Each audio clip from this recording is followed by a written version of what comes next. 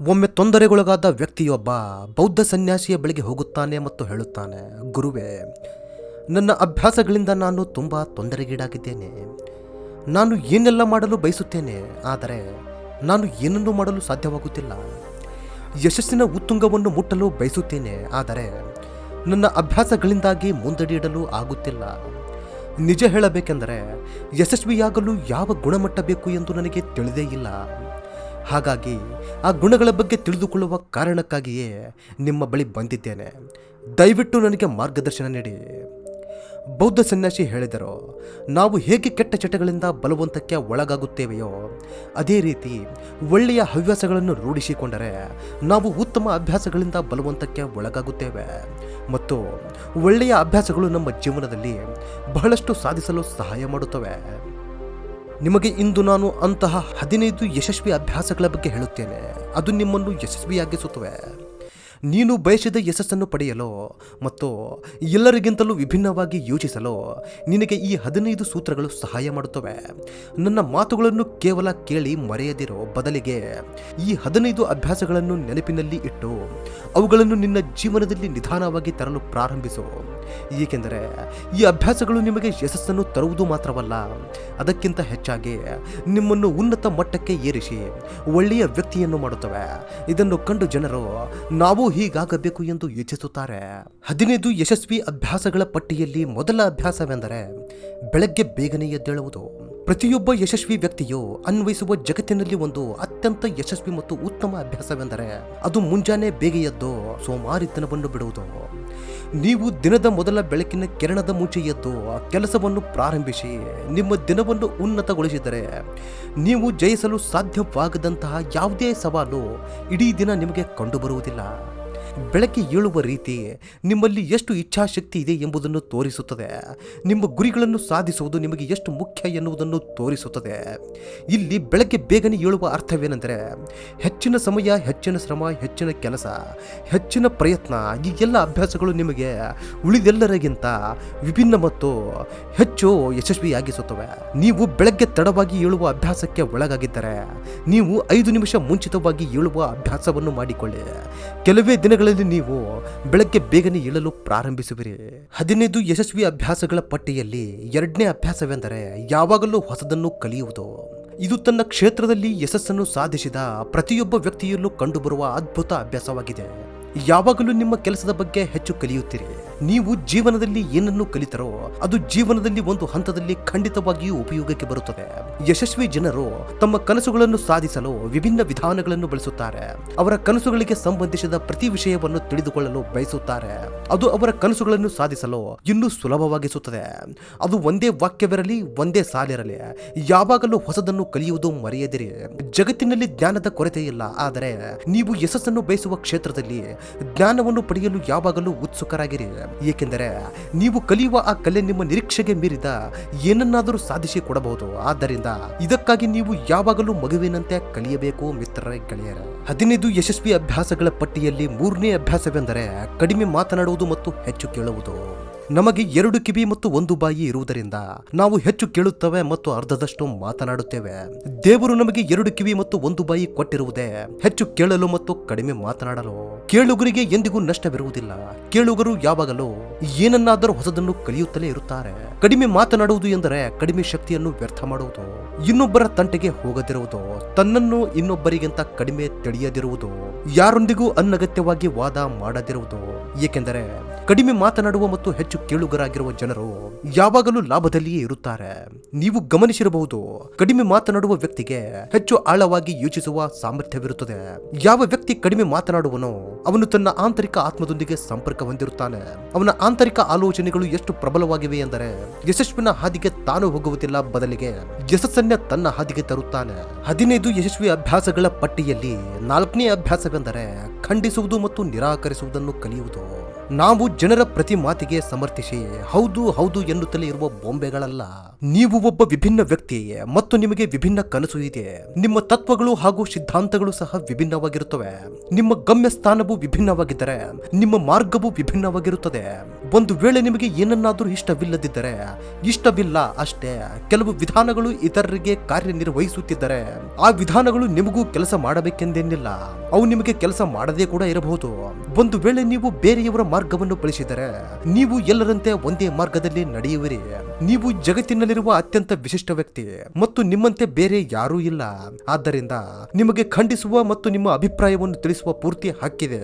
ಮತ್ತು ನಿಮ್ಮ ಗುರಿಗೆ ಸರಿಯಾಗಿಲ್ಲದ, ಗುರಿಗೆ ಅಡ್ಡಿಯಾಗುವ ಆ ಎಲ್ಲ ವಿಷಯಗಳಿಗೆ ನೇರವಾಗಿ ಇಲ್ಲ ಎಂದು ಹೇಳುವುದನ್ನು ಕಲಿಯಿರಿ. ನಿಮ್ಮ ಸ್ನೇಹಿತರೊಂದಿಗೆ ಹ್ಯಾಂಗ್ ಔಟ್ ಮಾಡಲು ನಿಮಗೆ ಇಷ್ಟವಿಲ್ಲದಿದ್ದರೆ ಅವರಿಗೆ ನೇರವಾಗಿ ಇಷ್ಟವಿಲ್ಲ ಎಂದು ಹೇಳಲು ಕಲಿಯಿರಿ. ನೀವು ರೈತನಾಗದೆ ಉದ್ಯಮಿಯಾಗಲು ಬಯಸಿದರೆ ನಿಮ್ಮ ಕುಟುಂಬದವರಿಗೆ ಹೇಳಿ ನೀವು ಉದ್ಯಮಿಯಾಗಲು ಬಯಸುತ್ತೀರಿ, ರೈತರಲ್ಲ ಎಂದು. ದಬ್ಬಾಳಿಕೆಯು ಹೆಚ್ಚು ಕಾಲ ಉಳಿಯುವುದಿಲ್ಲ ಮತ್ತು ಅದರಿಂದ ನಾವು ಏನು ಪಡೆಯುವುದೂ ಇಲ್ಲ. ಎಲ್ಲಿ ಅವಶ್ಯಕತೆ ಇದೆ ಅಲ್ಲಿ ನೇರವಾಗಿ ಇಲ್ಲ ಎಂದು ಹೇಳಲು ಕಲಿಯಿರಿ. ಏಕೆಂದರೆ ನಿರಾಕರಿಸುವ ಮೂಲಕ ನೀವು ಇತರರ ದೃಷ್ಟಿಯಲ್ಲಿ ಕೆಟ್ಟವರಾಗಬಹುದು, ಆದರೆ ನಿಮ್ಮ ದೃಷ್ಟಿಯಲ್ಲಿ ನೀವು ಎಂದಿಗೂ ಕೆಟ್ಟವರಾಗುವುದಿಲ್ಲ. ಜನರೇನನ್ನುವರು ಎಂಬ ಭಯದಿಂದ ಹೆಚ್ಚಿನ ಜನರು ಜೀವನದಲ್ಲಿ ಏನನ್ನು ಮಾಡಲು ಸಾಧ್ಯವಾಗುವುದಿಲ್ಲ. ಅಕಸ್ಮಾತ್ ವಿಫಲವಾದರೆ ಜನರು ಏನು ಹೇಳುತ್ತಾರೆ? ಇಲ್ಲಿ ನಿಜವಾದ ಸಂಗತಿ ಹೇಳುವುದಾದರೆ ಹೆಚ್ಚಿನ ಜನರು ತಮಗಾಗಿ ಅಲ್ಲ, ಆದರೆ ಇತರರಿಗಾಗಿ ಜೀವನವನ್ನು ನಡೆಸುತ್ತಾರೆ. ಇತರರ ಅಭಿಪ್ರಾಯದ ಮೇಲೆ ಜೀವಿಸಿ ಜೀವನದುದ್ದಕ್ಕೂ ಅತೃಪ್ತರಾಗಿ ದುಃಖದಿಂದ ಬಳಲುತ್ತಾರೆ. 15 ಯಶಸ್ವಿ ಅಭ್ಯಾಸಗಳ ಪಟ್ಟಿಯಲ್ಲಿ 5ನೇ ಅಭ್ಯಾಸವೆಂದರೆ ಅಪಾಯ ಸರಿಯಾದ ರೀತಿಯಲ್ಲಿ ತೆಗೆದುಕೊಳ್ಳಲು ಕಲಿಯುವುದು. ಗೆಳೆಯರೇ, ಜೀವನದ ಅತ್ಯಂತ ದೊಡ್ಡ ರಿಸ್ಕ್ ಅಂದರೆ ಅದು ಅಪಾಯ ತೆಗೆದುಕೊಳ್ಳದಿರುವುದು. ನೀವು ಜೀವನದಲ್ಲಿ ಸರಿಯಾದ ರೀತಿಯಲ್ಲಿ ಅಪಾಯ ತೆಗೆದುಕೊಳ್ಳದಿದ್ದರೆ ನೀವು ನಿಮ್ಮ ಜೀವನವನ್ನು ಅಪಾಯದಲ್ಲಿ ಇಡುತ್ತೀರಿ. ರಿಸ್ಕ್ ತೆಗೆದುಕೊಳ್ಳುತ್ತಿದ್ದೀರಿ, ಆದರೆ ತೆಗೆದುಕೊಂಡ ರಿಸ್ಕ್ದಿಂದ ಒಂದೇ ಸ್ಥಳದಲ್ಲಿ ಉಳಿಯುತ್ತಿದ್ದೀರಿ. ಸರಿಯಾದ ವಿಷಯಗಳಿಗಾಗಿ ರಿಸ್ಕ್ ತೆಗೆದುಕೊಳ್ಳುವ ಭಯವನ್ನು ತೆಗೆದುಹಾಕಿ. ಮತ್ತು ಜನರು ನಗಬಹುದಾ, ಹಿಂದ್ಗಡೆ ಏನಾದರೂ ಅನ್ನಬಹುದಾ ಮತ್ತು ನನ್ನ ಸಮಯ ಮತ್ತು ಹಣ ವ್ಯರ್ಥವಾಗಬಹುದಾ ಎಂಬ ಭಯವನ್ನು ತೆಗೆದುಹಾಕಿ. ಒಬ್ಬ ವ್ಯಕ್ತಿಗೆ ತನ್ನ ಹುಟ್ಟಿನಿಂದ ಸಾವಿನವರೆಗೆ ಕೇವಲ 3 ವಿಷಯಗಳು ಬೇಕಾಗುತ್ತವೆ: ರೊಟ್ಟೆ, ಬಟ್ಟೆ ಮತ್ತು ಮನೆ. ರೊಟ್ಟೆ, ಬಟ್ಟೆ, ಮನೆ ಪಡೆಯುವುದು ಕಷ್ಟದ ಕೆಲಸವೇನಲ್ಲ. ಇದರ ಹೊರತಾಗಿ ವ್ಯಕ್ತಿಯ ಜೀವನದಲ್ಲಿದ್ದ ಎಲ್ಲವನ್ನೂ ಕಳೆದುಕೊಂಡರೂ ಸಹ ಈ ಬದುಕೆಂಬ ಜಟಕಾ ಬಂಡಿ ಹೇಗೋ ನಡೆಯುತ್ತೆ. ಆದರೆ ನಿಮ್ಮ ದೇಹವನ್ನು ಸಾವಿನ ಬಾಗಿಲನ್ನು ಸುರಕ್ಷಿತವಾಗಿ ತಲುಪುವುದು ಮಾತ್ರವಲ್ಲ, ಬದಲಿಗೆ ಯೋಧನಂತೆ ಪ್ರತಿ ಸವಾಲನ್ನು ಧೂಳಿಪಟ ಮಾಡಿ ರಿಸ್ಕ್ ತೆಗೆದುಕೊಂಡು ವಿಜಯದ ಕಿರೀಟವನ್ನು ಧರಿಸಿ ಸಾವಿನ ಬಾಗಿಲನ್ನು ತಲುಪುವುದು. ಸರಿಯಾದ ವಿಷಯಗಳಿಗಾಗಿ ರಿಸ್ಕ್ ತೆಗೆದುಕೊಳ್ಳಬೇಕು. ಆದ್ದರಿಂದ ರಿಸ್ಕ್ ತೆಗೆದುಕೊಳ್ಳಲು ಕಲಿಯಿರಿ. ರಿಸ್ಕ್ ತೆಗೆದುಕೊಳ್ಳಲು ನೀವು ಎಂದಿಗೂ ವಿಷಾದಿಸುವುದಿಲ್ಲ, ಆದರೆ ನೀವು ರಿಸ್ಕೇ ತೆಗೆದುಕೊಳ್ಳದಿದ್ದರೆ ನೀವು ಊಹಿಸಿಕೊಳ್ಳುವುದಕ್ಕಿಂತ ಹೆಚ್ಚಾಗಿ ನೀವು ವಿಷಾದಿಸುತ್ತೀರಿ. 15 ಯಶಸ್ವಿ ಅಭ್ಯಾಸಗಳ ಪಟ್ಟಿಯಲ್ಲಿ 6ನೇ ಅಭ್ಯಾಸವೆಂದರೆ ಮುಂಬರುವ 60 ವರ್ಷಗಳನ್ನು ನಿಮ್ಮ ಜೊತೆಯಲ್ಲೇ ಕಳೆಯಲಿರುವ ವ್ಯಕ್ತಿಯನ್ನು ಅರ್ಥ ಮಾಡಿಕೊಳ್ಳುವುದು. ಯಾರು ಆ ವ್ಯಕ್ತಿ? ಅದು ಸ್ವತಃ ನೀವೇ. ನೀವು ನಿಮ್ಮನ್ನು ಎಷ್ಟು ಸಮಯ ನೀಡುತ್ತೀರಿ ಮತ್ತು ನಿಮ್ಮ ಹಿಂದಿನ ತಪ್ಪುಗಳಿಂದ ನೀವು ಎಷ್ಟು ಕಲಿಯುತ್ತೀರಿ? ನಿಮ್ಮ ಪ್ರಸ್ತುತ ವರ್ತಮಾನವನ್ನು ಸುಧಾರಿಸಲು ನೀವು ಏನು ಮಾಡುತ್ತೀರಿ ಮತ್ತು ಭವಿಷ್ಯದ ಬಗ್ಗೆ ನೀವು ಏನು ಯೋಚಿಸುತ್ತೀರಿ? ನೀವು ಪ್ರತಿದಿನ 10 ನಿಮಿಷಗಳ ಕಾಲ ಕುಳಿತು ನಿಮ್ಮ ಜೀವನದಲ್ಲಿ ಏನಾಗುತ್ತಿದೆ ಎಂದು ಯೋಚಿಸುತ್ತೀರಾ? ನಾನು ಎಲ್ಲಿಂದ ಬಂದೆ ಮತ್ತು ನಾನು ಈಗ ಎಲ್ಲಿದ್ದೇನೆ, ಮುಂದೆ ಎಲ್ಲಿಗೆ ಹೋಗುತ್ತಿದ್ದೇನೆ? ಜೀವನದಲ್ಲಿ ನಿಮ್ಮ ದೊಡ್ಡ ಅವಶ್ಯಕತೆ ಮತ್ತು ದೊಡ್ಡ ಸವಾಲು ಯಾವುದು? ಒಂದು ವಿಷಯವಂತೂ ಸತ್ಯ, ನಿಮ್ಮನ್ನು ನೀವು ತಿಳಿದಷ್ಟು ಇನ್ನಾರು ತಿಳಿಯಲು ಸಾಧ್ಯ ಮಿತ್ರರೇ, ಗೆಳೆಯರೇ. ಯಾರಾದರೂ ನಿಮ್ಮನ್ನು ಅರ್ಥ ಮಾಡಿಕೊಳ್ಳಲು ಸಾಧ್ಯವಾದರೆ ನಿಮ್ಮೊಳಗೆ ಏನು ಭಾವನೆಗಳು ನಡೆಯುತ್ತಿವೆ ಎಂದು ಅದು ನೀವು ಮಾತ್ರ ಅರ್ಥ ಮಾಡಿಕೊಳ್ಳಬಹುದು. ಪ್ರತಿದಿನ ನಿಮಗಾಗಿ 10 ನಿಮಿಷ ನೀಡಿ ಮತ್ತು ಈ 10 ನಿಮಿಷಗಳಲ್ಲಿ ನಿಮ್ಮ ಹತ್ತಿರ ಯಾರು ಇರಕೂಡದು. ನೀವು ಮತ್ತು ನಿಮ್ಮ ಆಲೋಚನೆಗಳನ್ನು ಬಿಟ್ಟು ಬೇರೆ ಯಾವುದೇ ವಿಷಯ ಅಲ್ಲಿ ಕಾಣಿಸಕೂಡದು. ಈ 10 ನಿಮಿಷಗಳ ಸಮಯದಲ್ಲಿ ನೀವು ನಿಮ್ಮೊಂದಿಗೆ ಮಾತನಾಡಿ ಮತ್ತು ನಿಮ್ಮನ್ನು ನೀವು ತಿಳಿದುಕೊಳ್ಳಲು ಪ್ರಯತ್ನಿಸಿ. 15 ಯಶಸ್ವಿ ಅಭ್ಯಾಸಗಳ ಪಟ್ಟಿಯಲ್ಲಿ 7ನೇ ಅಭ್ಯಾಸವು ನಿರ್ಧಾರಗಳನ್ನು ತೆಗೆದುಕೊಳ್ಳುವುದು ಮತ್ತು ತಕ್ಷಣವೇ ಕೆಲಸ ಮಾಡುವುದನ್ನು ಕಲಿಯುವುದು. ನೀವು ಇಲ್ಲಿಯವರೆಗೆ ಎಷ್ಟು ಕಾರ್ಯಗಳನ್ನು ಮುಂದೂಡುತ್ತಿದ್ದೀರಿ? ನೀವು ನಿರ್ಧಾರ ತೆಗೆದುಕೊಳ್ಳಬೇಕಾದ ಎಷ್ಟು ವಿಷಯಗಳು ಹಾಗೇ ಉಳಿದಿವೆ? ತೆಗೆದುಕೊಳ್ಳುವ ಆ ನಿರ್ಧಾರಗಳು ಎಷ್ಟು ಮಹತ್ವದ್ದಾಗಿವೆ? ಆದರೆ ನೀವು ನಿರ್ಧಾರ ತೆಗೆದುಕೊಳ್ಳಲು ಬಯಸುವುದೇ ಇಲ್ಲ, ಕೇವಲ ಅವುಗಳನ್ನು ಮುಂದಕ್ಕೆ ಹಾಕುತ್ತೀರಿ. ಹೆಚ್ಚಿನ ಜನರು ನಿರ್ಧರಿಸಲು ಸಾಧ್ಯವಾಗದ ಕಾರಣ ಆ ಕೆಲಸವನ್ನು ಮುಂದೂಡುತ್ತಲೇ ಇರುತ್ತಾರೆ. ಈ ಕೆಲಸ ಮಾಡಬೇಕೋ ಇಲ್ಲವೋ, ಆ ಸಂಬಂಧದಲ್ಲಿ ಇರಬೇಕೋ ಇಲ್ಲವೋ, ವ್ಯಾಪಾರ ಮಾಡಬೇಕೋ ಅಥವಾ ಉದ್ಯೋಗ ಮಾಡಬೇಕೋ, ಇಂಥ ಗೊಂದಲಗಳಲ್ಲಿ ಜನರು ನಿರ್ಧಾರ ತೆಗೆದುಕೊಳ್ಳಲು ಸಾಧ್ಯವೇ ಆಗುವುದಿಲ್ಲ. ಆದ್ದರಿಂದ ನಿರ್ಧಾರ ತೆಗೆದುಕೊಳ್ಳಲು ಕಲಿಯಿರಿ. ಯಾವುದೇ ನಿರ್ಧಾರ ತೆಗೆದುಕೊಳ್ಳದೇ ಇರುವುದಕ್ಕಿಂತ ನಿರ್ಧಾರ ತೆಗೆದುಕೊಳ್ಳುವುದು ಉತ್ತಮ. ನಿರ್ಧಾರ ತೆಗೆದುಕೊಳ್ಳಿ ಮತ್ತು ತೆಗೆದುಕೊಂಡ ನಿರ್ಧಾರದ ಮೇಲೆ ಬದ್ಧವಾಗಿರಿ. ಅದನ್ನು ಸರಿಯಾದ ರೀತಿಯಲ್ಲಿ ಮಾಡಿ ಮುಗಿಸಲು ಪ್ರಯತ್ನಿಸಿ. ಒಮ್ಮೆ ನಿರ್ಧಾರ ತೆಗೆದುಕೊಂಡರೆ ಆ ನಿರ್ಧಾರಕ್ಕೆ ಸಂಬಂಧಪಟ್ಟ ಕೆಲಸದಲ್ಲಿ ನಿರತರಾಗಿರಿ. ಪ್ರಪಂಚದ ಎಲ್ಲ ಯಶಸ್ವಿ ಜನರು ತಮ್ಮ ಕೆಲಸವನ್ನು ನಿರ್ಧರಿಸಲು ಮತ್ತು ಮಾಡಲು ಬಹಳ ಕಡಿಮೆ ಸಮಯವನ್ನು ಹೊಂದಿರುತ್ತಾರೆ. ಆಲ್ಮೋಸ್ಟ್ 0 ಅಂತ ಹೇಳಬಹುದು. ಒಂದು ವೇಳೆ ನೀವು ದಿನದ 8 ಗಂಟೆಗೆ ಯಾವುದೋ ಒಂದು ಕೆಲಸದ ಬಗ್ಗೆ ನಿರ್ಧಾರ ತೆಗೆದುಕೊಂಡಿದ್ದರೆ 1 ನಿಮಿಷಕ್ಕೆ ನಿರ್ಧರಿಸಿದ ಕೆಲಸದಲ್ಲಿ ನಿರತರಾಗಿರಬೇಕು. 15 ಯಶಸ್ವಿ ಅಭ್ಯಾಸಗಳ ಪಟ್ಟಿಯಲ್ಲಿ 8ನೇ ಅಭ್ಯಾಸವೆಂದರೆ ನಿಮ್ಮ ಸಮಯವನ್ನು ಬುದ್ಧಿವಂತಿಕೆಯಿಂದ ಬಳಸಲು ಕಲಿಯುವುದು. ಸಮಯ ಅನ್ನೋ ಈ ವಸ್ತು ಮಾತ್ರ ಯಾವಾಗಲೂ ಕಡಿಮೆಯಾಗುತ್ತಲೇ ಇರುತ್ತದೆ. ವಿಶೇಷವೆಂದರೆ ಅದೇ ವೇಗದಲ್ಲಿ ಕಡಿಮೆಯಾಗುತ್ತಲೇ ಇರುತ್ತದೆ. ಇದರಲ್ಲಿ ದರವು ನಿಧಾನ ಕೂಡ ಆಗುವುದಿಲ್ಲ. ಸಮಯವು ಏನಾಗಿದ್ದರೂ ಪರವಾಗಿಲ್ಲ, ಸಮಯದ ಮೇಲೆ ಯಾವುದೇ ವಸ್ತುವಿನ ಅಥವಾ ಘಟನೆಯ ಯಾವುದೇ ಸಂಬಂಧ ಇರುವುದಿಲ್ಲ. ಸಮಯ ಇದು ಇಂಥ ಒಂದು ವಸ್ತು ಇದೆ. ನೀವು ಇದರ ಹಿಂದೆ ಉಳಿಯುವಂತಿಲ್ಲ ಅಥವಾ ಸಮಯಕ್ಕಿಂತ ಮುಂದೆ ಹೋಗುವಂತಿಲ್ಲ. ಕೇವಲ ಇದರ ಜೊತೆ ಮಾತ್ರ ಓಡಬಹುದು ಅಷ್ಟೇ. ಇಂದು ನಿಮ್ಮ ಜೀವನದಲ್ಲಿ ಏನೇ ನಡೆಯುತ್ತಿದ್ದರೂ ನೀವು ಅದನ್ನು ಎದುರಿಸಲೇಬೇಕಾಗುತ್ತದೆ. ಆದ್ದರಿಂದ ಸಮಯದೊಂದಿಗೆ ಚಲಿಸುವುದನ್ನು ಕಲಿಯಿರಿ ಮತ್ತು ಇಂದು ನಿಮಗೆ ಮುಖ್ಯವಾದುದನ್ನು ಮಾಡುತ್ತಾ ಮುಂದುವರಿಯಿರಿ. ಏಕೆಂದರೆ ನೀವು ಸಮಯದ ಓಟದಲ್ಲಿ ಹಿಂದುಳಿದರೆ ಮತ್ತೆ ನೀವು ಒಂದು ದಿನ ಎಷ್ಟೇ ಓಡಿದರೂ ಹೋದ ಕ್ಷಣವನ್ನು ಮರಳಿ ತರಲು ಸಾಧ್ಯವಾಗುವುದಿಲ್ಲ. ಮಿತ್ರರೇ, ಗೆಳೆಯರೇ, ಮಲಗಿರುವ ವ್ಯಕ್ತಿ ನಿಶ್ಚಿತವಾಗಿಯೂ ಏನನ್ನಾದರೂ ಕಳೆದುಕೊಳ್ಳುತ್ತಲೇ ಇರುತ್ತಾನೆ. ಹಾಗೆ ಜಾಗೃತವಿರುವ ವ್ಯಕ್ತಿ ಯಾವಾಗಲೂ ಓಡುತ್ತಲೇ ಇರುತ್ತಾನೆ. ನಾವು ಹುಟ್ಟಿದ ಕ್ಷಣದಿಂದ ನಮ್ಮ ಸಮಯದ ಕ್ಷಣಗಣನೆ ಪ್ರಾರಂಭವಾಗುತ್ತದೆ. ಅದಕ್ಕಾಗಿಯೇ ನಿಮ್ಮ ಸಮಯವನ್ನು ವ್ಯರ್ಥ ಮಾಡಬೇಡಿ. ಬದಲಿಗೆ ಅದನ್ನು ನಿಮ್ಮ ಗುರಿಗಾಗಿ ಮತ್ತು ನಿಮ್ಮನ್ನು ನೀವು ತಿಳಿದುಕೊಳ್ಳುವುದಕ್ಕಾಗಿ ಬಳಸಿ. 15 ಯಶಸ್ವಿ ಅಭ್ಯಾಸಗಳ ಪಟ್ಟಿಯಲ್ಲಿ 9ನೇ ಅಭ್ಯಾಸವೆಂದರೆ ಅನಗತ್ಯ ತೊಂದರೆಗಳನ್ನು ನಿರ್ಲಕ್ಷಿಸಲು ಕಲಿಯುವುದು. ನಮ್ಮ ಹತ್ತಿರ ಸೀಮಿತ ಪ್ರಮಾಣದ ಸಮಯ ಮತ್ತು ನಿಗದಿತ ಪ್ರಮಾಣದ ಶಕ್ತಿ ಇದೆ. ನಾವು ಅದನ್ನು ಕ್ಷುಲ್ಲಕ ವಿಷಯಗಳಿಗೆ ಮತ್ತು ಅರ್ಥಹೀನ ವಿಷಯಗಳಿಗೆ ಖರ್ಚು ಮಾಡುತ್ತಿದ್ದರೆ ನಮ್ಮ ಶಕ್ತಿಯನ್ನು ವಿತರಿಸಲಾಗುತ್ತದೆ ಮತ್ತು ನಮ್ಮ ಗುರಿಯತ್ತ ಅದನ್ನು ಸಂಗ್ರಹಿಸಲು ನಮಗೆ ಎಂದಿಗೂ ಸಾಧ್ಯವಾಗುವುದಿಲ್ಲ. ಗುರಿ ತಪ್ಪಿ ಹೋಗುತ್ತದೆ. ಹೆಚ್ಚಿನ ಜನರ ತಪ್ಪು ಏನೆಂದರೆ ಅವರು ಎಲ್ಲ ವಿಷಯ ಮತ್ತು ಕೆಲಸಗಳಲ್ಲಿ ತಮ್ಮನ್ನು ಸೇರಿಸಿಕೊಳ್ಳಲು ಪ್ರಯತ್ನಿಸುತ್ತಾರೆ. ಇದರಿಂದಾಗಿ ಅವರ ಶಕ್ತಿ ವಿಭಜನೆಯಾಗುತ್ತದೆ ಮತ್ತು ಅವರ ಮುಖ್ಯವಾದುದನ್ನು ಏನೂ ಮಾಡಲು ಸಾಧ್ಯವಾಗುವುದಿಲ್ಲ. ಅದಕ್ಕಾಗಿಯೇ ಅಗತ್ಯವಿಲ್ಲದ ಮತ್ತು ಇತರರಿಂದ ಮಾಡಬಹುದಾದ ಕೆಲಸವನ್ನು ಇತರರಿಗೆ ಒಪ್ಪಿಸಿಬಿಡಿ. ನಿಮ್ಮ ಎಲ್ಲಾ ಶಕ್ತಿಯನ್ನು ಮತ್ತು ನಿಮ್ಮ ಎಲ್ಲಾ ಸಮಯವನ್ನು ನಿಮ್ಮ ಪ್ರಮುಖ ಕೆಲಸದಲ್ಲಿ ಬಳಕೆ ಮಾಡಿ. 15 ಯಶಸ್ವಿ ಅಭ್ಯಾಸಗಳ ಪಟ್ಟಿಯಲ್ಲಿ 10ನೇ ಅಭ್ಯಾಸವೆಂದರೆ ನಿಮ್ಮ ಜೀವನದಿಂದ ನಕಾರಾತ್ಮಕ ಜನರನ್ನು ತೆಗೆದುಹಾಕುವುದು ಮತ್ತು ಸಕಾರಾತ್ಮಕ ಜನರೊಂದಿಗೆ ಇರುವುದು. ನಕಾರಾತ್ಮಕ ವ್ಯಕ್ತಿಯು ನಮ್ಮ ಶಕ್ತಿಯನ್ನು ಹೇರುತ್ತಾನೆ ಮತ್ತು ನಮ್ಮ ಆಲೋಚನೆಯನ್ನು ನಕಾರಾತ್ಮಕವಾಗಿ ಪರಿವರ್ತಿಸಲು ಕಾರಣನಾಗುತ್ತಾನೆ. ಅದಕ್ಕಾಗಿಯೇ ಅಂಥ ಜನರಿಂದ ದೂರವಿರಲು ಪ್ರಯತ್ನಿಸಿ. ಮೂಲಭೂತವಾಗಿ ಯಾವುದೇ ವ್ಯಕ್ತಿಯು ತನ್ನ ಸುತ್ತಲಿರುವ 5 ಜನರ ವ್ಯಕ್ತಿತ್ವದ ಸರಾಸರಿ ಹೊಂದಿರುತ್ತಾನೆ. ಇದರ ಅರ್ಥವೇನೆಂದರೆ ನಾವು ಹೆಚ್ಚು ಸಮಯ ಕಳೆಯುವ ನಮ್ಮ ಸುತ್ತಲಿನ 5 ಜನರು ಎಲ್ಲೋ ನಾವು ಕೂಡ ಅವರಂತೆಯೇ ಆಗುತ್ತೇವೆ ಮತ್ತು ಅವರ ಅಭ್ಯಾಸಗಳನ್ನು ಅಳವಡಿಸಿಕೊಳ್ಳಲು ಪ್ರಾರಂಭಿಸುತ್ತೇವೆ. ಏಕೆಂದರೆ ಸಂಗಡದ ಪ್ರಭಾವ ಬಿದ್ದೇ ಬೀರುತ್ತದೆ ಮತ್ತು ನಿಮ್ಮ ಸುತ್ತಮುತ್ತಲಿನ ಜನರು ಎಲ್ಲದರಲ್ಲೂ ಕೊರತೆಯನ್ನು ಕಾಣುತ್ತಿದ್ದರೆ ತಕ್ಷಣ ಅವರನ್ನು ಬಿಟ್ಟು ಬಿಡಿ. ಏಕೆಂದರೆ ಇಂಥ ಜನರು ಬೇಸಿಗೆಯಲ್ಲಿ ಚಳಿ ಮತ್ತು ಚಳಿಗಾಲದಲ್ಲಿ ಮಳೆಯನ್ನು ಇಷ್ಟಪಡುತ್ತಾರೆ. ಇಂಥವರನ್ನು ತ್ಯಜಿಸುವುದೇ ಲೇಸು ಮಿತ್ರರೇ, ಗೆಳೆಯರೇ. ಏಕೆಂದರೆ ಅಂಥ ಜನರು ಎಲ್ಲಿಯೂ ಸಂತೋಷವಾಗಿರಲು ಸಾಧ್ಯವಿಲ್ಲ ಮತ್ತು ಇತರರನ್ನು ಸಂತೋಷವಾಗಿರಲು ಕೂಡ ಬಿಡುವುದಿಲ್ಲ. ಜಗತ್ತಿನಲ್ಲಿ ಪ್ರತಿಯೊಬ್ಬರಿಗೂ ಸ್ವತಂತ್ರರಾಗಿ ಬದುಕುವ ಹಕ್ಕಿದೆ.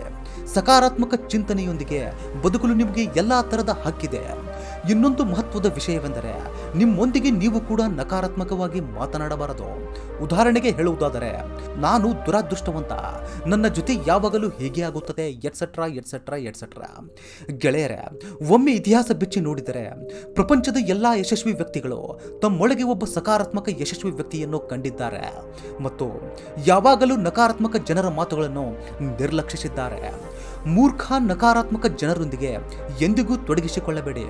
ಏಕೆಂದರೆ ಅವರಿಗೆ ಏನೂ ಆಗುವುದಿಲ್ಲ. ಅಂಥವರಿಂದ ನೀವು ಏನನ್ನು ಪಡೆಯುವುದು ಸಾಧ್ಯವಾಗುವುದಿಲ್ಲ ಮಿತ್ರರೇ, ಗೆಳೆಯರೇ.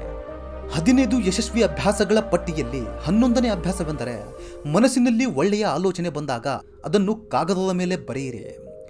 ನಮ್ಮ ಮನಸ್ಸು ಪ್ರತಿದಿನ ಒಂದಷ್ಟು ಹೊಸ ಮತ್ತು ಒಳ್ಳೆಯ ವಿಚಾರಗಳನ್ನು ತರುತ್ತಲೇ ಇರುತ್ತದೆ. ನಾವು ಅವುಗಳನ್ನು ಬರೆಯದಿದ್ದರೆ ನಾವು ಅವುಗಳನ್ನು ಶಾಶ್ವತವಾಗಿ ಮರೆತು ಬಿಡುತ್ತೇವೆ. ಇದರ ಜೊತೆಗೆ ನೀವು ಯಾವುದೇ ಯೋಜನೆಯನ್ನು ಹೊಂದಿದ್ದರೆ ಅದನ್ನು ಚೆನ್ನಾಗಿ ಬರೆಯಿರಿ. ಹೀಗೆ ಮಾಡುವುದರಿಂದ ನಮ್ಮ ಮನಸ್ಸಿನಲ್ಲಿ ಮಾಡಿದ ಯೋಜನೆ ಸ್ಥಿರವಾಗಿ ಉಳಿಯುತ್ತದೆ.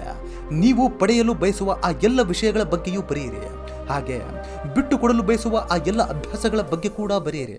ಆಲೋಚನೆಗಳನ್ನು ಬರೆಯುವುದರಿಂದ ಆಲೋಚನೆಗಳು ನೆನಪಿಟ್ಟುಕೊಳ್ಳುವ ನಮ್ಮ ಮನಸ್ಸಿನ ಹೊರೆಯನ್ನು ತೆಗೆದುಹಾಕಲು ಸಹಾಯವಾಗುತ್ತದೆ ಮತ್ತು ನಂತರ ನಮ್ಮ ಮನಸ್ಸು ಅದರ ಹೊಸ ಆಲೋಚನೆಗಳ ಬಗ್ಗೆ ಯೋಚಿಸಲು ಮುಕ್ತವಾಗುತ್ತದೆ.